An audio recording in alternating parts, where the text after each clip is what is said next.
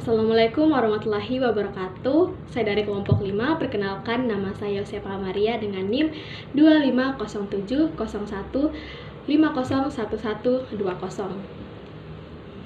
Nah, pada pertemuan sebelumnya kami telah menyampaikan presentasi dari kelompok kami yaitu mengenai upaya pencegahan cyberbullying. Nah, teman-teman yang lain juga telah menyampaikan pertanyaan-pertanyaannya melalui kolom komentar. Nah, oleh karena itu, pada kesempatan kali ini saya akan menjawab pertanyaan dari kelompok 4 yaitu oleh saudari Fadiani Fada. Nah, pertanyaannya yaitu bagaimana sih kolaborasi antara para psikolog, pendidik, para pembuat keputusan dan teknolog dalam menciptakan strategi pencegahan cyberbullying yang lebih efektif dan berkelanjutan. Nah, dari 4 bidang ini mereka itu berkolaborasi dan memunculkan mungkinnya pendekatan yang lebih komprehensif. Contohnya seperti para psikolog ini, mereka itu kan lebih memahami mengenai perilaku dan dampak emosional.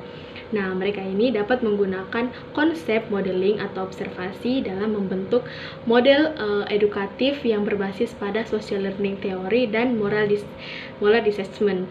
Nah, modul ini dapat mereka gunakan atau dapat mereka buat untuk memberikan gambaran mengenai bagaimana sih perasaan para korban-korban cyberbullying ini. Nah, modul-modul yang telah dibuat oleh para psikolog ini digunakan oleh para pendidik atau para guru untuk disampaikan kepada siswa-siswanya di kelas. Nah, para guru juga ini dapat membuat kegiatan seperti role play untuk mendorong moral-moral dalam diri siswa-siswanya. Nah, untuk para pembuat keputusan sendiri ini, mereka dapat membuat kerangka hukum yang dapat melindungi para korban-korban dan pelapor-pelapor dari cyberbullying. Nah, untuk para teknolog, mereka ini dapat membuat sistem moderasi yang dapat dengan cepat mendeteksi jika ada muncul pola-pola cyberbullying. Nah, mereka ini dapat memberikan notifikasi kepada para pengguna ini bahwa untuk yang menunjukkan bahwa komentar-komentar mereka ini tuh seperti menunjukkan adanya pola-pola bullying. Nah, contohnya itu dengan memfilter kata-kata kasar atau hinaan-hinaan. Ini merupakan contoh dari reinforcement negatif. Nah, 4 bidang ini itu sangat penting untuk mengedukasi juga untuk mencegah serta mengurangi tindakan cyberbullying. Nah, ini juga dapat menciptakan lingkungan digital yang aman dan ramah. Nah, kita bisa membangun lingkungan yang aman dan ramah ini tuh mulai dari diri kita sendiri. Jadi, marilah kita menjadi bagian dari solusi dan bukan hanya penonton saja. Baik, kiranya sekian dari saya. Semoga apa yang saya sampaikan dapat dimengerti dengan baik. Kurang dan lebihnya mohon dimaafkan. Wassalamualaikum warahmatullahi wabarakatuh. Assalamualaikum warahmatullahi wabarakatuh. Perkenalkan, nama saya Michelle Tapanisha dengan NIM 250701501006. Oke teman-teman, jadi di sini saya akan menjawab pertanyaan Zulfa Salsabila dari kelompok 1. Katanya, kenapa sih hukum seperti Undang-Undang ITE itu dinilai belum efektif dalam menangani kasus cyberbullying dalam sisi psikologis korban? Oke, jadi teman-teman, di Indonesia sendiri, pendekatan hukum yang berlaku itu masih berorientasi pada penghukuman pelaku. Jadi dia tuh tidak berorientasi pada pemulihan korban.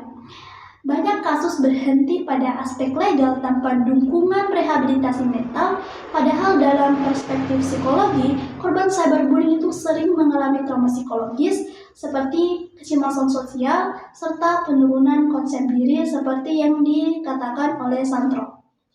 Efek psikologis seperti ini itu memerlukan penanganan berkelanjutan yang melibatkan intervensi psikologis, jadi dia bukan hanya sanksi hukum. Menurut teori kognitif sosial Bandura, perilaku manusia dipengaruhi oleh interaksi timbal balik antara faktor personal, lingkungan, dan perilaku itu sendiri.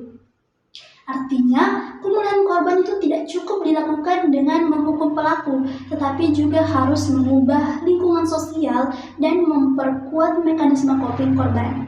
Karena itu, penggabungan antara aspek hukum, psikologi, dan pendidikan digital menjadi langkah penting untuk menciptakan sistem perlindungan yang lebih menyeluruh bagi korban cyberbullying di Indonesia. Seperti itu, terima kasih kepada Zulfa Salsabila yang telah memberikan pertanyaan dan perhatiannya kepada kelompok kami. Oke, selanjutnya saya akan menjawab pertanyaan dari kelompok 3 tentang bagaimana sih potensi dan keterbatasan penggunaan kecerdasan buatan AI dalam mendeteksi dan mencegah cyberbullying di Indonesia. Jadi, kecerdasan buatan atau AI memiliki potensi besar untuk membantu mendeteksi dan mencegah cyberbullying di Indonesia karena mampu mengenali pola bahasa seperti kasar, ejekan, atau ujaran kebencian secara otomatis melalui teknologi seperti Natural Language Processing, sehingga komentar negatif bisa langsung diperingatkan atau diblokir sebagai bentuk hukuman yang menurunkan perilaku bullying sesuai prinsip teori behaviorisme seperti yang disebutkan oleh Skinner. AI juga dapat memberikan peringatan edukatif kepada pelaku yang mendorong refleksi diri sebagaimana dijelaskan dalam teori kognitif sosial Bandura, serta membantu guru atau konselor melakukan intervensi dini. Namun, AI masih memiliki keterbatasan dalam memahami konteks budaya dan bahasa gaul Indonesia seperti sarkasme atau candaan antar teman, karena menurut teori pragmatik sosial Vygotsky, makna bahasa sangat tergantung konteks sosial. Selain itu, perilaku bullying sering dipengaruhi dinamika kelompok atau identitas sosial yang tidak selalu terlihat dari kata-kata secara literal, sehingga AI bisa salah mendeteksi atau false positif justru melewatkan bullying terselubung. Oleh karena itu, penggunaan AI tetap perlu didampingi oleh pengawasan manusia agar pencegahan cyberbullying lebih akurat dan empatik. Seperti itu, terima kasih kepada kelompok 3 telah bertanya. Assalamualaikum warahmatullahi wabarakatuh. Perkenalkan, saya Zahra Zahira dengan NIM 250701501026. Di sini saya akan menjawab pertanyaan dari Wafik Aziza Irfana selaku perwakilan dari kelompok 2, yaitu bagaimana sih peran kecerdasan emosional dan regulasi emosi yang baik dalam menurunkan resiko atau menurunkan peluang seseorang menjadi pelaku dan korban dari cyberbullying.